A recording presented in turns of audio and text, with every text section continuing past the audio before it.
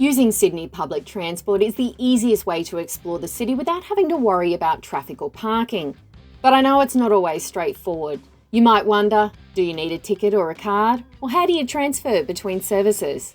I've been there myself, and the good news is that once you know the basics, the system is actually really simple, cost-effective and even fun to use. Over the years, I've explored Sydney by every transport option available, including my own car. I've developed this video for first-time tourists in mind, and I'll walk you through the services available in the network, how to pay, and planning your journey. Sydney's public transport system covers trains, buses, metro, light rail, and ferries. Each services connects suburbs, attractions, and important city hubs.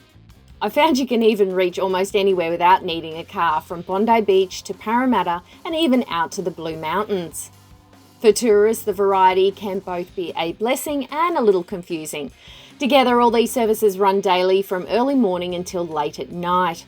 The main advantage is they all use the same payment system, so once you've got your Opal card or a contactless option sorted, you can jump between trains, ferries, buses without having to worry about separate tickets. Sydney's trains link suburbs to the city centre, which are displayed with an orange T sign. There are 2 levels on the train to account for the excess people traffic, running roughly every 5 to 10 minutes in peak hours and every 15 to 30 minutes in quieter times. Central Station is the hub, but other key interchanges include Town Hall, Chatswood, Wynyard and Parramatta. We were staying in accommodation near Summer Hill, which made it very easy to get into the city each day. If you're a tourist, trains are the easiest way to reach destinations like Bondi Junction, Olympic Park or Chatswood. A longer trip like Central to Katoomba in the Blue Mountains costs under $10 off peak, although keep in mind that airport stations charge an extra gate fee of around $17, which is on top of your regular fare. I also really like this cool feature of the movable seats on the train, which allows you to adjust the backrest in the direction of the train's travel. Great for those people who get a little ill travelling backwards.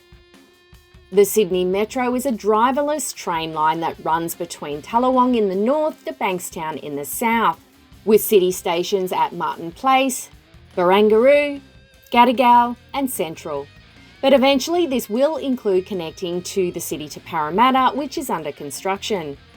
You'll need to look out for the big blue M sign and tap on as you enter the gates.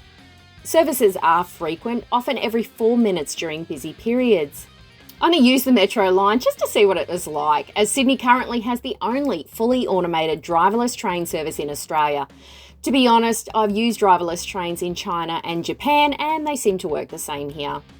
They are noticeably faster and more modern compared to standard trains, which will make it even more helpful in the coming year with extensions. Buses fill in the area that trains and metro don't cover, and you'll look out for the big blue sign with the B on it. You'll see route numbers like 333 to Bondi Beach or 400 between Bondi Junction and Burwood. The one thing I had to learn quickly was always board the bus through the front door and tap on with your Opal or contactless card. If you want the driver to stop, you need to press the red button to flag the driver. Not sure if I find this handy when you don't actually know where you are or what your next stop is, but I did find the drivers were friendly and you could tell them where you wanted to stop when you first get on the bus. Many buses run 24/7, especially from the city to the eastern suburbs. This makes them handy if you're out late. Just note that the traffic can slow buses down, especially around George Street or Parramatta Road during peak hours. Because of the traffic, this makes them my least preferred service, but they will get you to the obscure places that trains, metros or light rail won't go to. Sydney's light rail runs through the city centre to Circular Quay, out to Randwick and Kingsford, and also to Dulwich Hill. Once again, our accommodation at Summer Hill was between a rail and a light rail station, allowing us to use Taverners Hill as an alternative to the train. You just need to look out for the red L sign at the stations. I will often recommend the light rail to tourists because it's simple. You can hop on at Circular Quay, Town Hall or Paddy's Market and reach attractions without any stress. Services usually run around every 10 to 15 minutes and very accessible with lifts. Ferries are by far the most scenic way to see Sydney, and you just need to look out for the green F signs for the stops. As much as they get you from point A to point B, I've always travelled on one to get an overall view of the harbour and a brilliant vantage point for the Harbour Bridge and the Opera House. From Circular Quay, you can ride to Manly, Taronga Zoo or Darling Harbour. Even a return trip to Manly costs under $20, which we did use on this trip. However, the weather wasn't playing very nicely for us on that day. Still, it's comfortable inside the cabins, and I think this is one of the best cheap harbour cruises you can take. Just keep in mind that ferries can be delayed or cancelled during bad weather. The Opal Card is a reusable smart card for public transport in Sydney. You can buy one at train stations, 7-Eleven stores or supermarkets like Woolworths. You can top up using the Opal Travel App, which makes it easy to add credit. Registering your card online lets you track your trips and block if it gets lost. Each passenger needs to have their own Opal card, but I'd only recommend getting one if you are, one, using the one credit card to pay between the people travelling, if you want to keep the charges separate to your other purchases, or if you're staying for a few weeks. Instead of an Opal card, you can tap on and off using a contactless debit or credit card or smart device. This is what we did, and it turned out to be very convenient. On the first tap, your credit card was charged a $1 security deposit per day, and then it took about a week or so for it to be replaced with your entire fare charge for that day. We were using the service multiple times during the day, so it was good only to have the one charge on our card at the end of each day.